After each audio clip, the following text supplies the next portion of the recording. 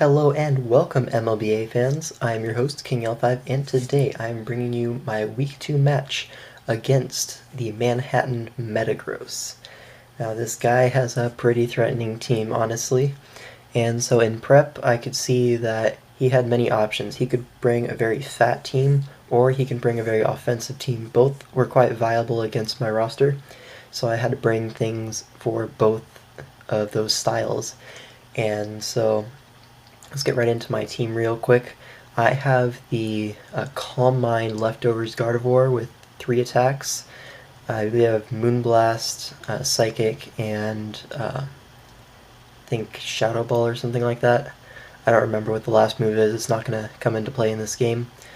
But yeah, that set completely destroys his defensive core, which was Mega Sableye and some other things weak to guard. So yeah, it was a really good set if he brought a fat team, which he did not. He brought a more offensive squad, so that's not going to be too useful. But what will be useful is my Scolipede, which is actually Ground EMZ with Earthquake, because I don't want to take the Life Orb recoil if I don't have to. If I get up at Sword Stance, Ground EMZ, Earthquake can like OHKO the majority of his team. So that's really nice, and it's really good against his offensive team if he decided to bring that, which he did. So that's going to be one of my primary win conditions in this game, just whittle everything in range of Scolipede and then try to sweep. Next up I have a defensive Chomp, well, defensive Adamant Chomp, because I can take any hit from the Entei, I can take any hit from the Sableye, I can take any hit from the Haxorus barring an Outrage, I can take any hit from the T-Tar barring an Ice Beam. I think I could take an Ice Beam anyways, and Thundy T, not so much. I think, well, maybe I could live 1 HP Ice, but yeah, very fat Garchomp here. I have a little bit of attack and adamant nature to be able to hit things back pretty hard, and I'm Rest Talk Dual Stab. So that set is like a really nice defensive Mon versus him, as well as punching holes through his team, because he does have the Tyranitar. And if he sets up the Sand, my Mega Garchomp gets Sand Force. And he only has 1 ground immunity, which means Earthquake is going to be doing a lot of work this game if he sets up the Sand and I get my Garchomp in. So that's another thing to watch out for. I also brought a offensive Thick Club Marowak. This thing, he doesn't really have a switch in, barring T-Tar, I guess, but I have Earthquake for that, so that's not even an issue if I predict that correctly. This is going to be my Stealth Rocker this week, and I just have the standard ladder set, basically max HP, max attack, because I didn't need any speed on this thing, because Sableye will outspeed me in its base form, but it's Mega, and you have to Mega first turn anyways, so I'm not going to be outspeeding it regardless. Well, I will be outspeeding it regardless, sorry about that. But yeah, my Dual Stabs plus Earthquake just completely tear through his team, especially if he brought a defensive team. I can really wall break with that, but versus offense, it's going to get a kill, pretty much guaranteed, but it's not going to get more than 1 kill because it can take a hit, but it can't take too many hits. So yeah, next up is the god himself, Lumineon. This Pokemon was basically there just to defog for my Volk, as well as grab momentum with U-Turn, and Toxic, his fat stuff, and just Skull is a really good move. It also gives me a water immunity versus his Greninja, and since I'm specially defensive, if he is like Dark Pulse, Hydro, Ice Beam, and say Spikes, then I can counter that completely. So that's always a nice mon to have. And then I have Volcarona. Now this Volcarona is, what is this set? I think it's bulky. Yeah, it's a bulky Quiver Dance with modest max special attack. I have enough speed where I can outspeed his fastest Pokemon, being Greninja, at +1, and so I can just pretty much tear through his team with my dual stabs, and that was all I really needed. Although I do have, I think, a hidden power on this, I'm not sure. I don't remember my last move slot, but anyways, let's get right into the game. He brought Entei, Mega Sableye, Greninja, Haxorus, Tyranitar, and his Thundy T. So I decided to lead with Gardevoir because if he leads Sableye, then I get a nice matchup, and he doesn't have a good fairy switch in besides Entei, which I have my Garchomp to switch into 100% of the time. So I thought it was a really nice lead, as he ends up leading Greninja. Now here, I'm like, well, he should fear the Scarf Gardevoir because that's a very common set and it looks pretty good versus his offensive team. So unless he has Sash, he probably wouldn't stay in here, so I'm just going to go for the Moonblast. Anyways, it's my best play, as he sets up the spikes, and he does reveal to be Focus Sash here. And so now he probably has Gunk Shot, which he does reveal here. He does 96% and gets the poison, which doesn't matter too much because I get revenged by pretty much everything on his team, but I would have gotten the initiative if I didn't get poisoned, because then he would have to revenge me with something and I can bring in something that can counter it right after. So kind of sucks, but not too big of a deal.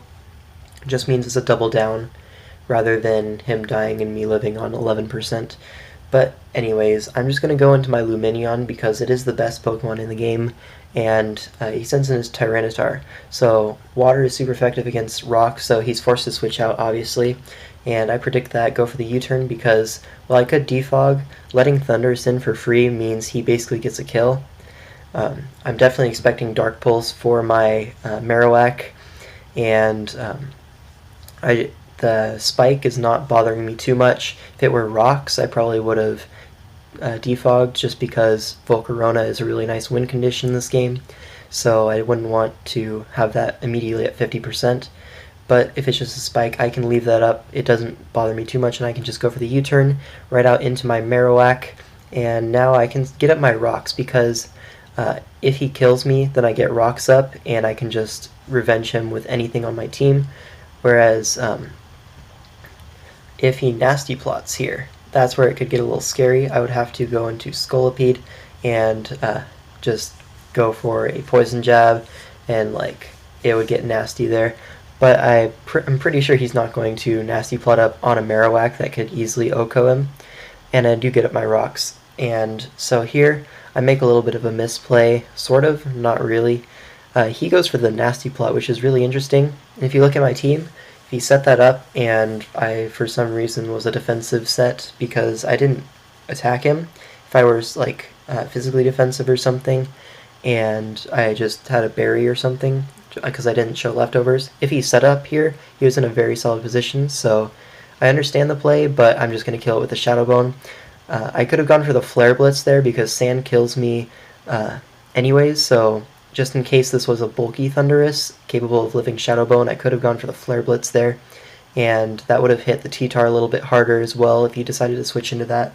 So yeah, Flare Blitz was the better play, but Shadow Bone worked out, so it doesn't really matter too much.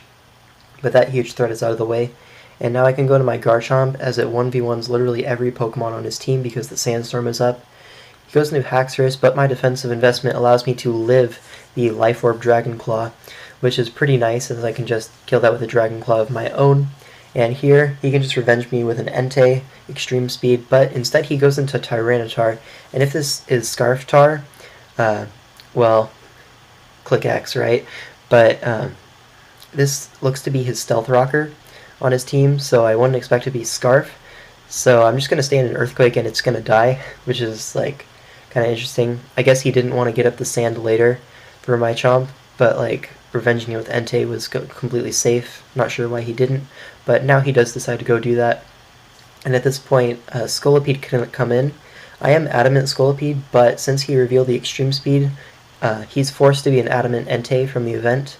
So my Scolipede 100% outspeeds this thing, and I can just go straight for the Groundium Z boosted Earthquake, as that would 2-hit KO the Sableye on the switch-in, as well as OHKO the Entei, and if the Entei switched out and switched back in on rocks again, I would not need the Z power. So that was pretty good.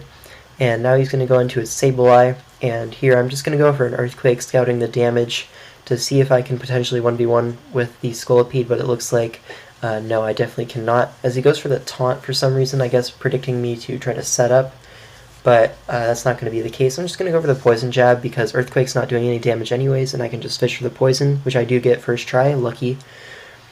So that's pretty good, and here I basically win the game 100%, so I'm just going to preserve Differential, go into my Lumineon because it's the best Pokemon in the game by far, as he misses a Will-O-Wisp, but it didn't matter at all because Luminion is a god and doesn't care about Will-O-Wisp.